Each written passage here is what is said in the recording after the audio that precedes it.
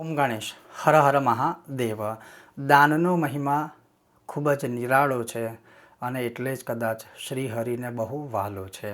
હવે આ જે વિષય છે એ વિષય બહુ મહત્ત્વપૂર્ણ છે અને એ જે વિષય ઉપર આજે આપણે ચર્ચા કે સત્સંગ કરવાના છે અને એ વિષય આપ સૌ જાણો જ છો કે પુરુષોત્તમ માસ શરૂ થઈ રહ્યો છે અને પુરુષોત્તમ માસનું મહત્ત્વ પણ ઘણું બધું છે. તો એ જ આ જ પુરુષોત્તમ માસમાં જે દાનની મહિમા છે એટલે કે દાન વિશેનો જે મહિમા છે એ પણ બહુ જ મહત્ત્વપૂર્ણ છે અને એમાં પણ કહ્યું છે કે જો તિથિ અંતર્ગત તિથિ અનુસાર જો દાન કરવામાં આવે તો કરોડો જન્મના સંચિત કર્મોનો પાપોનો ક્ષય થાય, દરિદ્રતા હોય તો એમાંથી મનુષ્ય મુક્ત થાય છે, પિતૃઓને ઘણી સદગતિ પ્રાપ્તિ થાય છે. હવે તિથિ પ્રમાણે દાન શું છે?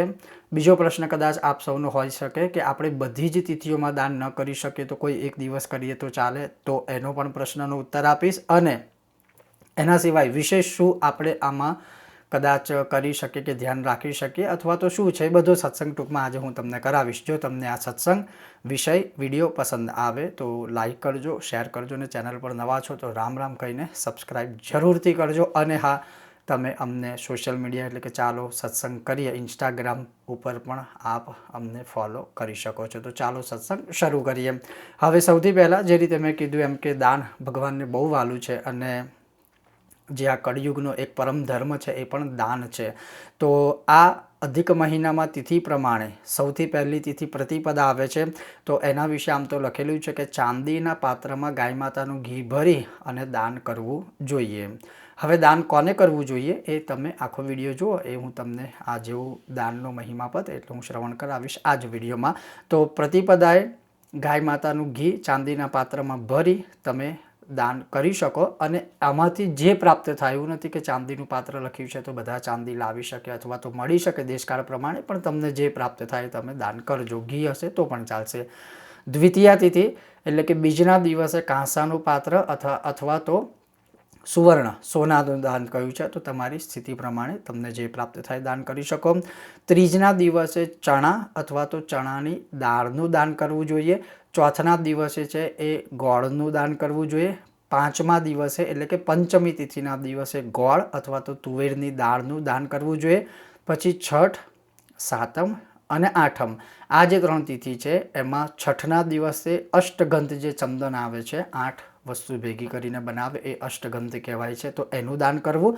અને સાતમને આઠમે તમે કોઈ પણ પ્રકારનું અન્ય ચંદન હોય જેમ કે સફેદ ચંદન હોય, પીળું ચંદન હોય અને સાથે તમે કઠોળનું દાન કરી શકો જેમ કે ચણાની દાળ છે કે તુવેરની દાળ છે કે વાલની દાળ છે, કઠોળ ટૂંકમાં એનું દાન કરી શકો. નવમીના દિવસે નવમી તિથિના દિવસે કેસર અને પીળું ચંદન એ દિવસે પીળું ચંદન દાન કરવું, સાથે કેસર દાન કરવું.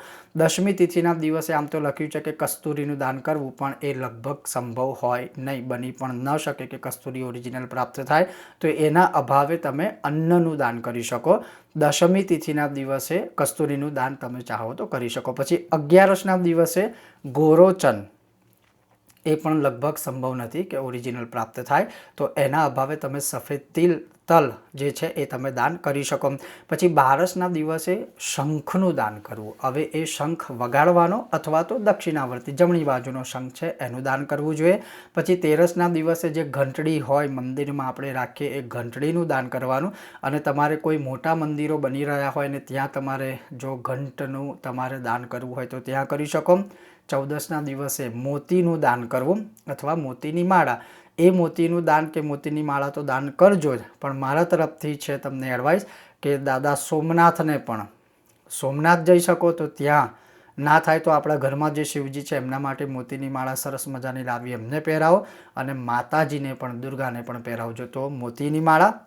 અને પૂનમના દિવસે સફેદ રંગનું અન્ન જેમ કે ચોખા થઈ ગયા, પછી દહીં થઈ ગયું, દૂધ થઈ ગયું, ગાય માતાનું ઘી થઈ ગયું કે ખીર થઈ ગયું, આવું કોઈ દ્રવ્ય હોય એ દાન કરવું. અને અમાસના દિવસે છે એ કાંસાનું પાત્ર, સફેદ તલ છે, દર્ભાસન એટલે કુશાસન આદિ છે તમે તમારી સ્થિતિ પ્રમાણે દાન કરજો. હવે જે પ્રશ્ન મૂળ કે આ દાન કરવું કોને, તો આ દાન તમારે તમારા ગોર બાપાને કરવું, તમારા ગુરુને કરવું અથવા તમારા આચાર્યને, તમારા શુકલને અથવા તો કોઈ મંદિર કે ગરીબને તમે આ દાન કરી શકો છો. અને આના સિવાય વિશેષ પણ તમારે બીજું કંઈ દાન કરવું હોય તો પણ તમે ચાહો તો કરી શકો છો.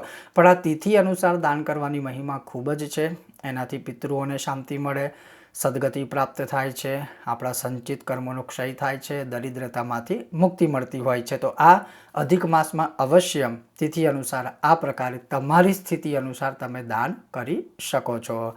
ઓમ ગણેશ, હર હર મહાદેવ, શ્રી પુરુષોત્તમ ભગવાનની જય. જય સિયારામ.